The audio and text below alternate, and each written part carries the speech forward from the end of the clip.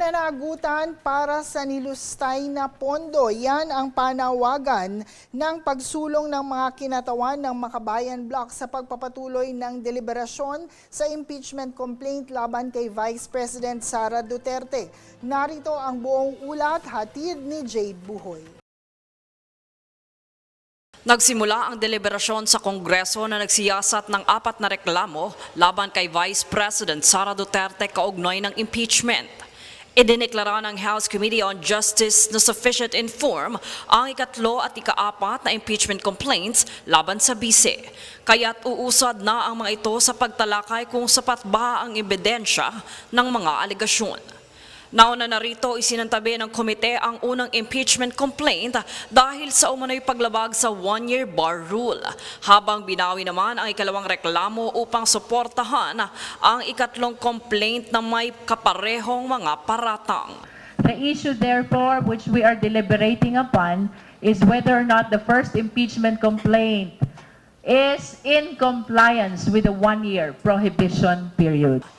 Nakatuon ang mga reklamo sa alegasyon ng betrayal of public trust, bribery at graft and corruption kaugnay ng paggamit ng 612.5 million pesos na confidential funds ng Office of the Vice President at ng Department of Education mula taong 2022 hanggang 2023.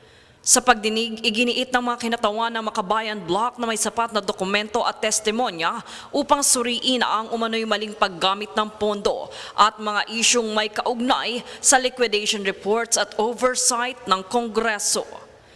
Ang ganitong gawain ay hindi simpleng issue lamang sa paperwork, kundi pagsira sa integridad ng mga institusyon at pagnanakaw sa karapatan ng mamamayan na malaman ang katotohanan. Pag-iwas o paglusot para lumago ang usapan sa mga budget hearings at ang pag-utos na hindi dumalo ang buong OVP sa mga pagdinig ay pagyura sa isang kapantay na sangay ng pamahalaan. Binigyan din ni Committee Chair Jervil Luistro na ang impeachment ay isang prosesong konstitusyonal at hindi dapat idaan sa social media o sa opinyon ng publiko online, kundi sa maingat at ebidensyang pagtalakay sa loob ng Kamara. Aniya, tungkulin ng komite na tiyakin kung ang mga reklamo ay sumunod sa itinakdang porma at proseso bago ito sumailalim sa mas masusing pagsusuri. Samantala, sinabi naman ni House Speaker Faustino Bogie III na igagalang ng Kamara ang proseso at titiyaking ito ay isasagawa ng patas, maayos at alinsunod sa konstitusyon at mga umiiral na patakaran ng kapulungan. Magpapatuloy ang deliberasyon bukas sa ikatlong araw ng Marso, kung saan tatalakayin naman ng komite kung ang dalawang natitirang impeachment complaints ay sufficient in substance. Isang mahalagang hakbang bago ito maakyat sa plenaryo at posibleng humantong sa paglilitis sa Senado. Jade Buhoy, nag-uulat para sa Golden Nation Network.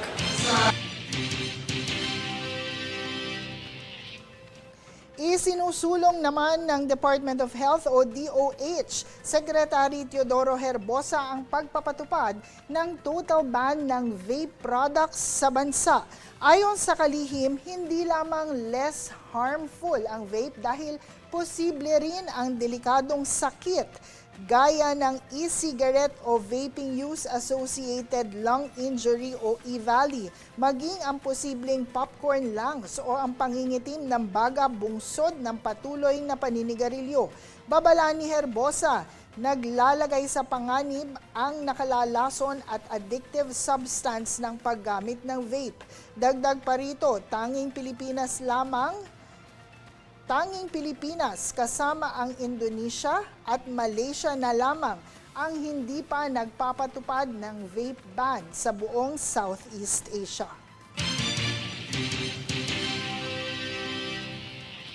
Samantala, ininspeksyon ng Department of Transportation o DOTR ang ilang paliparan kaugnay ng kaligtasan at maayos na serbisyo sa mga turista at pasahero.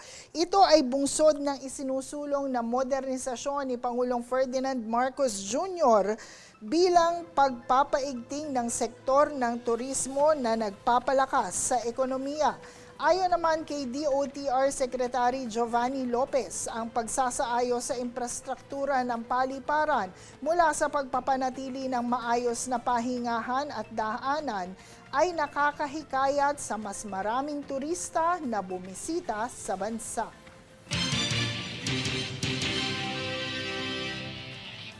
Sa ibang balita, nilinaw ng Department of Interior and Local Government o DILG at Philippine Commission on Women o PCW na ang mga paglabag sa Anti-Violence Against Women and Their Children Act o Republic Act 9262 ay mga pampublikong krimen. Ayon sa pahayag na ito, ay isang pampublikong krimen dahil ito'y taliwas sa pangkaraniwang paraan upang rumispeto sa publiko at hindi lamang maituturing na pribadong usapin. Kanilang paglilinaw, ang kasong ipapataw sa akusado ay hindi pwedeng iurong ng complainant. Sa makatwid, ang pamahalaan ang siyang magpapasya sa naturang proseso upang mapanagutan ang paglabag. Upang patuloy na matugunan ng issue, lumapit lamang sa opisina ng VAU sa inyong barangay habang sinisiguro na ang mga detalyeng ibabahagi ay ituturing na sensitibo at mananatiling nakatuon sa pagtugon ng tulong sa inabuso.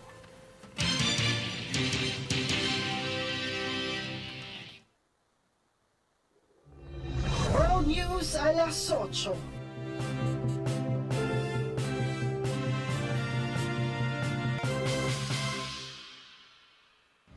Short time ago, the United States military began major combat operations in Iran.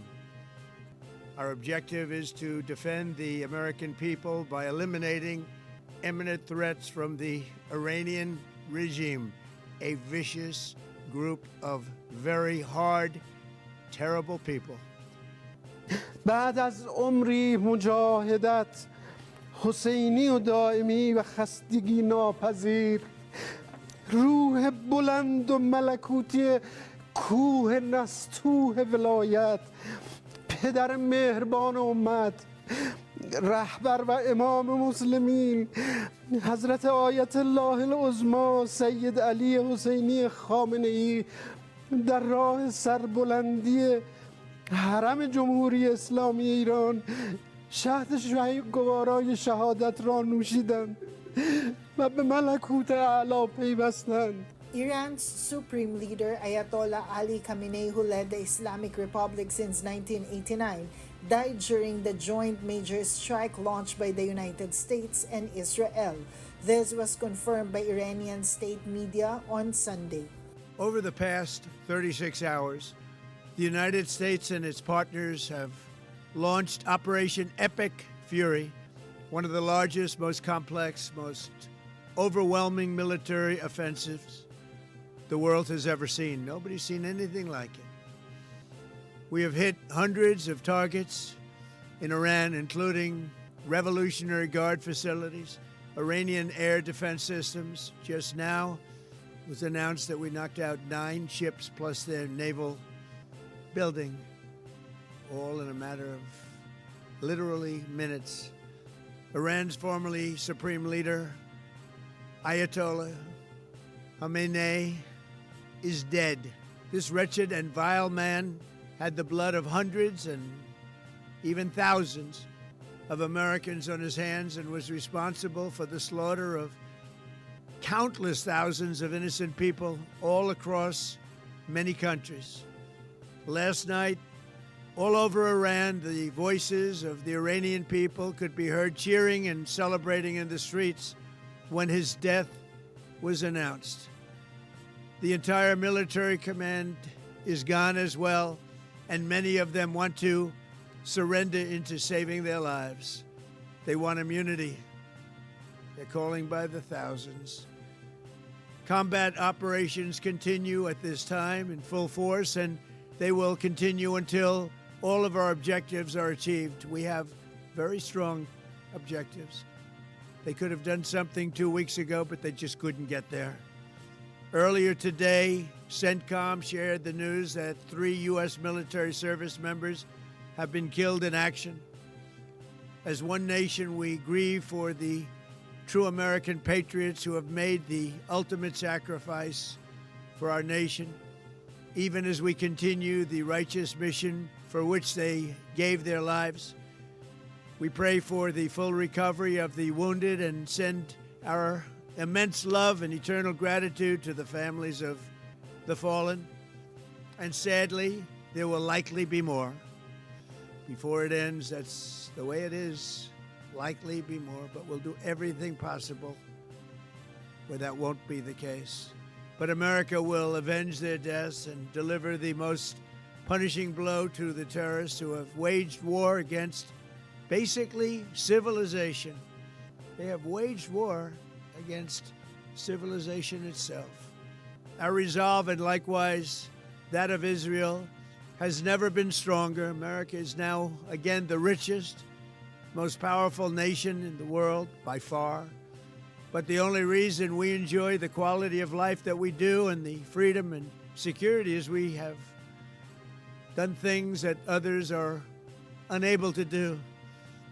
But it's because of warriors who are willing to lay down their lives to do battle with our enemies. And they do battle better than anybody. An Iranian regime armed with long-range missiles and nuclear weapons would be a dire threat to every American. We cannot allow a nation that raises terrorist armies to possess such weapons that would allow them to extort the world to their evil will. Not going to let it happen. We're not happening to us, and we're not going to let it happen to others. World News alas 8.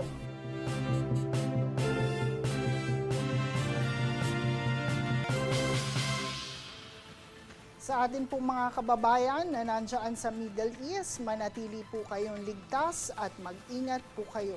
At narito ang recap ng mga nagbabagang balita ngayon.